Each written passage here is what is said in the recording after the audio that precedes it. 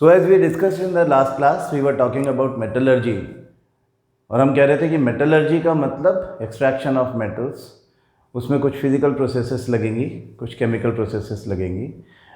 Actually हमारा जो ओर होता है जिसमें से हमें मेटल एक्सट्रैक्ट करना है, वो एक मिनरल है और मिनरल ज़मीन के नीचे से खोद करके निकाला जाएगा। That means we are planning to do some mining work to just dig the minerals out. The minerals which are called ores, and why we are calling them ores? They are the special minerals from which the metals can be extracted profitably and conveniently. This was the concept about ore. हमने last class में different ores की बात की, different compounds की बात की जिस form में मेटल्स एग्जिस्ट करते हैं नेचर में। तो अर्थ क्रस्ट से मेटल को निकाल देने के बाद, माइनिंग करने के बाद, वो क्योंकि कुछ हेवी इम्प्योरिटीज़ के साथ में मिलते हैं, हम कहते हैं कि there are some heavy impurities known as gangue. Gangue मतलब the impurities. Now these impurities should be removed first so that the chemical reactions can be performed on the metal compounds to extract metals out of them. जब तक ये मिट्टी, पत्थर और दूसरी heavy impurities उसमें से अलग ना हो जाएं, तब तक chemical reactions करना possible नहीं होता ठीक से, है ना। ये चीज़ें इंटरफेयर कर सकती हैं, हो सकता है कि वो कंपाउंड का एक्सपोजर नहीं हो पाए उन सब्सटेंसेस के लिए के साथ में जिनको हम एक्सट्रैक्शन ऑफ मेटल के लिए यूज़ करने वाले हैं। तो सिंपली हम क्या करते हैं कि हम उन इम्प्योरिटीज़ को कुछ फिजिकल प्रोसेसेस यूज़ करके अलग करते हैं। हाँ, दे आर ब्रॉडली 3 प्रोसेसेस जो कि हम लोग क्लास 10th में डिस्कस करते हैं। वैसे तो बहुत सारी प्रोसेसेस अलग अलग हो सकती हैं as per the convenience, as per the properties of the compounds or ores which are available there. तो यहाँ पे जैसे बात हो रही है, एक प्रोसेस है जिसको हम बोलते हैं हाइड्रोलिक वॉशिंग। हाँ, this is known as hydraulic washing. मतलब क्रश्ड ओर को, पाउडर्ड ओर को हमें वाटर से क्लीन करना है। हम अभी इसका एक इलस्ट्रेटिव वीडियो भी देखेंगे जिससे कि हमको समझ में आ जाए कंसेप्ट कि एक्चुअली कैसे होता है। ये डायग्रामेटिकली समझो कि क्रश्ड ओर इसमें डाला है, एक तरफ से वाटर पास कर रहे हैं, ये एक स्लोपिंग टेबल है। इस स्लोपिंग टेबल पर हमने कॉरुगेटेड बोर्ड्स लगे हुए हैं। कॉरुगेटेड बोर्ड्स आपको ऐसे समझ में नहीं आएंगे, वीडियो में दिखाऊंगा उसमें समझ में आ जाएगा। तो वाटर की एक स्ट्रीम में इसको गिराया जा रहा है और जो इम्प्योरिटीज़ हैं जिनको हम गैंग बोल रहे हैं वो वाटर के साथ में यहाँ आ जाता है, क्योंकि जो हमारा ओर है वो हैवी है, ग्रेविटेशनल फोर्स से वो इसमें ही रह जाएगा और गैंग विद वाटर नीचे इधर अलग निकाल दिया जाएगा। तो ये हाइड्रोलिक वॉशिंग कहलाती है। फिर स्पेसिफिकली सल्फाइड ओर्स के लिए फ्लोट फ्लोटेशन यूज़ किया जाता है। हाँ, उसके लिए सल्फाइड ओर्स जो होते हैं, सल्फाइड ओर को क्रश करके और इसके अंदर पाइन ऑयल मिक्स कर दिया जाता है। वो पाइन ऑयल और मतलब वाटर, पाइन ऑयल और सल्फाइड ओर। तो ये basically the principle behind is कि जो सल्फाइड ओर है वो पाइन ऑयल के साथ में ज़्यादा अच्छे से अटैच हो जाता है। हाँ, ये सल्फाइड ओर की प्रॉपर्टी है कि वो पाइन ऑयल के साथ में अटैच हो जाएगा, वेट हो जाएगा हम कहते हैं। और फिर उसके बाद हम उसको उसके अंदर कंप्रेस्ड एयर पास करते हैं। वो एयर जब उसमें से पास होके जाती है तो बबल्स निकलते हैं, तो यहाँ पे फ्रॉथ यानी कि झाग इकट्ठा हो जाता है। हाँ, और उस फ्रॉथ के साथ में, वो फ्रॉथ जो है वो पाइन ऑयल ने बनाया है। पाइन ऑयल के साथ में अटैचमेंट सल्फाइड ओर की होती है, तो सल्फाइड ओर जो होता है वो सरफेस पे आकर के फ्लोट करने लगता है, हाँ, विद द फ्रोथ। तो फ्रोथ बबल्स जो होते हैं उनके साथ सल्फाइड ओर पार्टिकल्स हैं, they are attached and they are floating at the surface of this container. That is why we call it froth flotation method.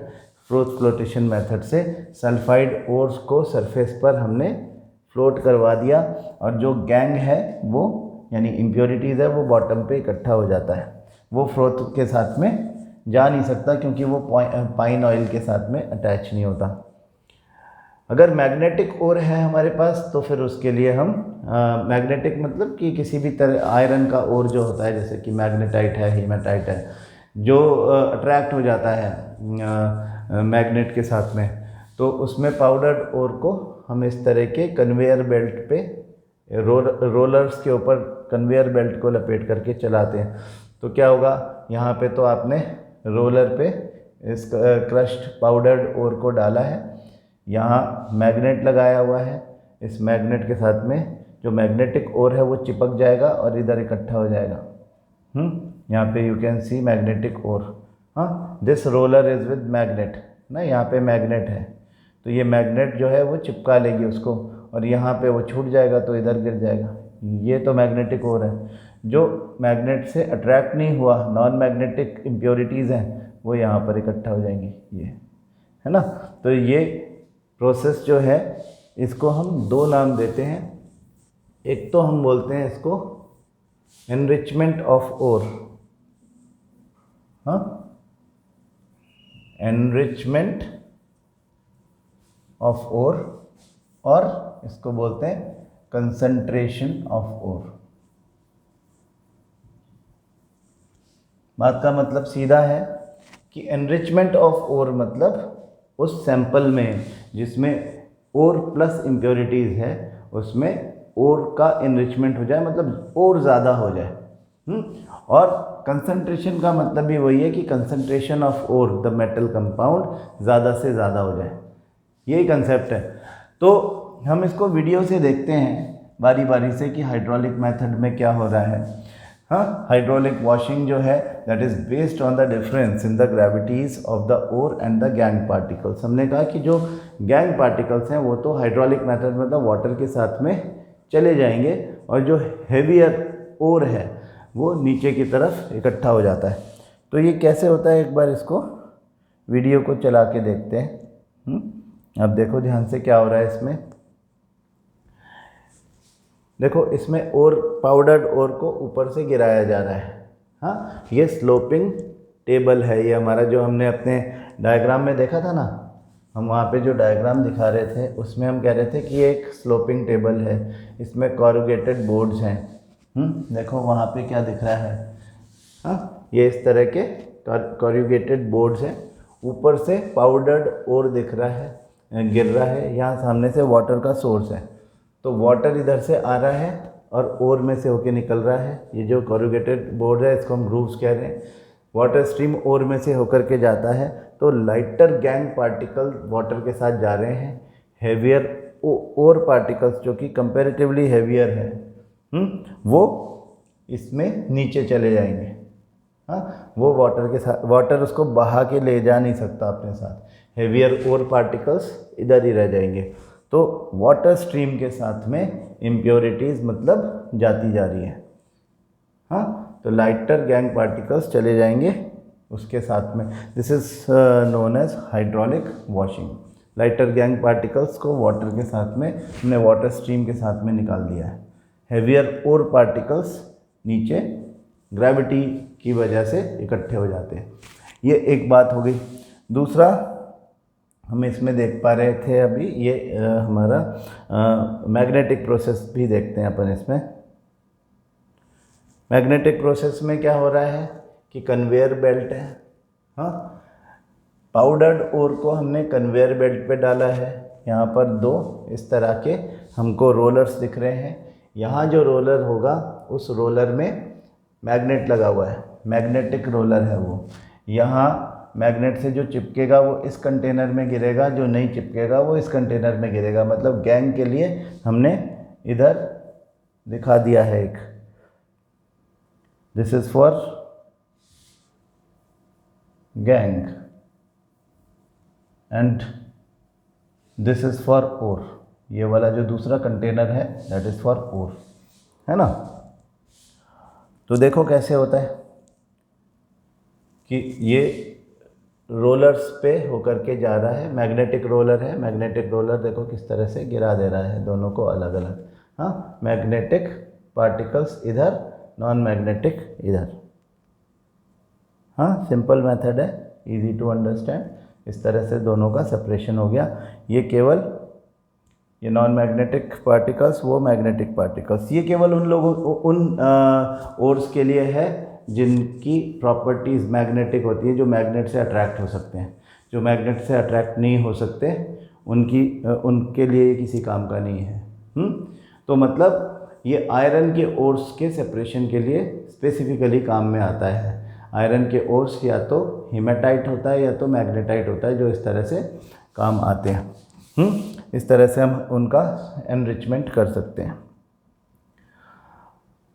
हमने जो तीसरा एग्जाम्पल जो हमने लिया था that was related to sulphide ores. हमने कहा था कि froth flotation method that is based on the difference in the wetting properties of the ore and the gangue particle.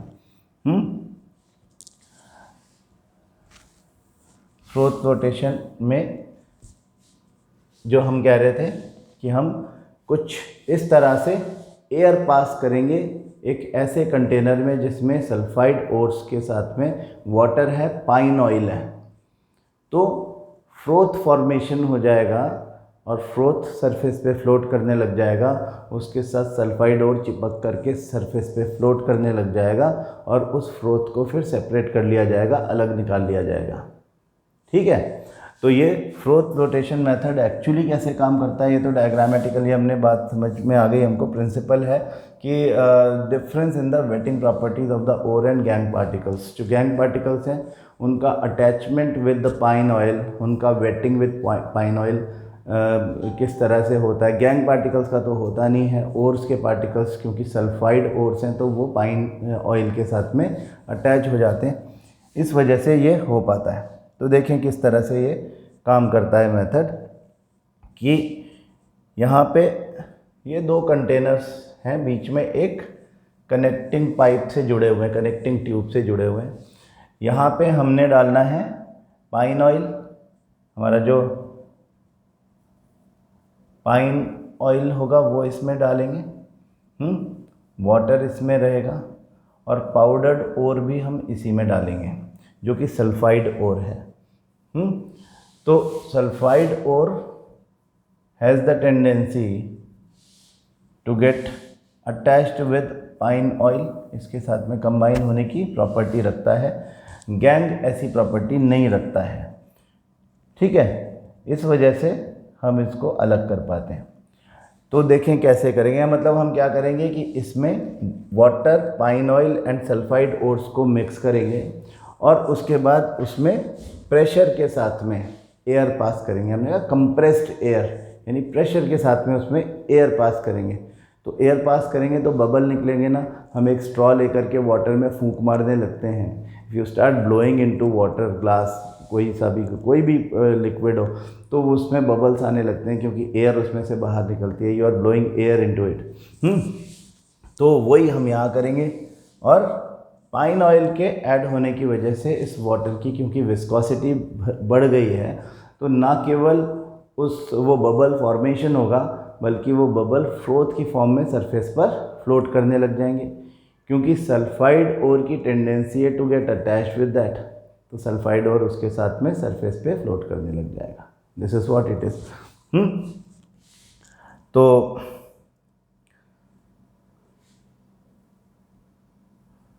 ये ऑयल डाला है, इसमें हमने पाइन ऑयल, वाटर और ये देखो आपस में ऐसे कनेक्टेड है।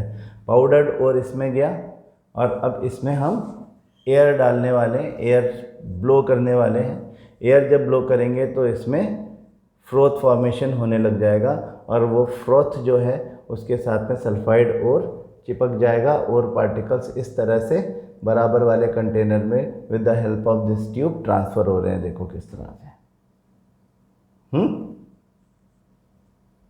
और फॉर्मेशन हुआ, फ्रोथ फॉर्मेशन हुआ और उसके साथ चिपक गया, सरफेस पे आया। फ्रोथ फ्लोटेशन है ये, और वो फ्लोट करने वाले को हमने साइड में इकट्ठा कर लिया इस तरह से। हाँ, तो फ्रोथ फ्लोटेशन की मेथड इस तरह से काम करती है। ओनली विथ सल्फाइड ओर्स, याद रखेंगे। गैंग पार्टिकल्स बॉटम पे जाकर के इकट्ठा हो जाएंगे, क्योंकि वो फ्रोथ फॉर्मेशन कर ही नहीं सकते, मतलब फ्रोथ के साथ में वो चिपक नहीं सकते। तो गैंग के पार्टिकल्स गए बॉटम में और फ्रोथ आ गया सरफेस पे, फ्लोट करने लगा और फिर वो ट्रांसफ़र हो गया इनटू द अदर कंटेनर। कितना ईजी है, ईजी टू अंडरस्टैंड। तो ये 3 तरीके हमको याद रखने हैं। हमारी बुक में इसके बारे में बहुत ज़्यादा डिटेल में लिखा हुआ नहीं है ना, हमारी बुक बहुत ज़्यादा डिटेल में इसके बारे में बता नहीं रही, कंसंट्रेशन ऑफ ओर। फिर भी हम देख लेते हैं कि हमारी बुक में किस तरह से इसे बताया गया है। तो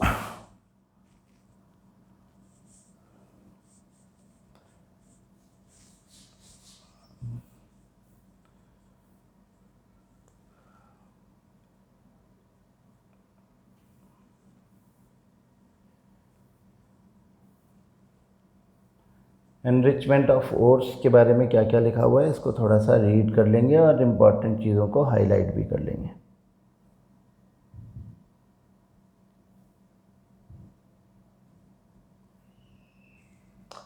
Ores mined from the earth are usually contaminated with large amounts of impurities such as soil, sand, etc. Called gang. तो गैंग क्या होता है, 1 मार्क का क्वेश्चन हो सकता है। हाँ, they are the impurities mixed with ores. The impurities must be removed from the ore prior to the extraction of metal, क्योंकि extraction of metal से related जो activities हैं वो chemical reactions हैं, and these impurities may interfere with the substances which are going to react. तो the processes used for removing the gang from the ore are based on differences between the physical और chemical properties of the gang and the ore. अब हमने देखा कि ore और gang 3 methods देखे। पहला method देखा हाइड्रोलिक वॉशिंग, और हाइड्रोलिक वॉशिंग मेथड में हमने देखा कि there was a difference between the ore and the gangue particles. Gangue particles were heavier as compare to the ore particles were heavier as compare to gangue particles. तो gangue particles water के साथ में चले गए। Flotation में जहाँ पे हमने सल्फाइड ओर यूज़ किया था, वहाँ पे हम देख रहे हैं कि जो फिज़िकल प्रॉपर्टीज़ कुछ इस तरह की है कि जो सल्फाइड ओर्स हैं वो पाइन ऑयल के फ्रोथ के साथ में अटैच होता है, गैंग नहीं होती। मैग्नेटिक सेपरेशन मेथड में भी हमने देखा कि जो ओर के पार्टिकल्स हैं वो मैग्नेट के साथ में अटैच हो जाते हैं, यानी मैग्नेट से अट्रैक्ट होते हैं, जबकि जो नॉन मैग्नेटिक इम्प्योरिटीज़ होती हैं वो मैग्नेट के साथ में अटैच नहीं होती। तो इसका मतलब गैंग और ओर के बीच में there is a difference between physical और chemical properties, and we are going to use that only. Different separation techniques are accordingly employed. तो हमारी बुक में इसके बारे में ज़्यादा कुछ लिखा हुआ नहीं है, लेकिन ये हमारा 2 to 3 मार्क का क्वेश्चन हो सकता है। और जो आपको 3 मेथड्स बताए हैं वो मेथड्स आप अच्छे से समझ के अप्लाई करें। तीनों को लिखने का प्रैक्टिस होना चाहिए। हाँ, कि हम किस तरह से बताएंगे कि what are the various methods used to separate the impurities from ore और गैंग फॉर ओर। तो एक क्वेश्चन 1 मार्क का बन रहा है केवल कि what do you understand by gangue. तो गैंग के लिए हम बताएंगे कि gangue are the impurities associated with the ore. They are removed from the ore by using the physical method. याद रखें, हमने कोई केमिकल रिएक्शन इसमें यूज़ नहीं की है। एक्सट्रैक्शन ऑफ मेटल में केमिकल रिएक्शंस यूज़ होती है। एनरिचमेंट ऑफ ओर या कंसंट्रेशन ऑफ ओर में जो भी मेथड यूज़ हुई है किसी में भी केमिकल रिएक्शन यूज़ नहीं होती है, यानी hydraulic washing, froth flotation and magnetic separation, तीनों में यूज़ होने वाले मेथड्स जो हैं वो फिज़िकल मेथड्स हैं। ठीक है, तो दैट्स इट, ये एनरिचमेंट हो गया। कल की क्लास में हम एक्सट्रैक्शन ऑफ मेटल्स के बारे में सीखेंगे। Thank you.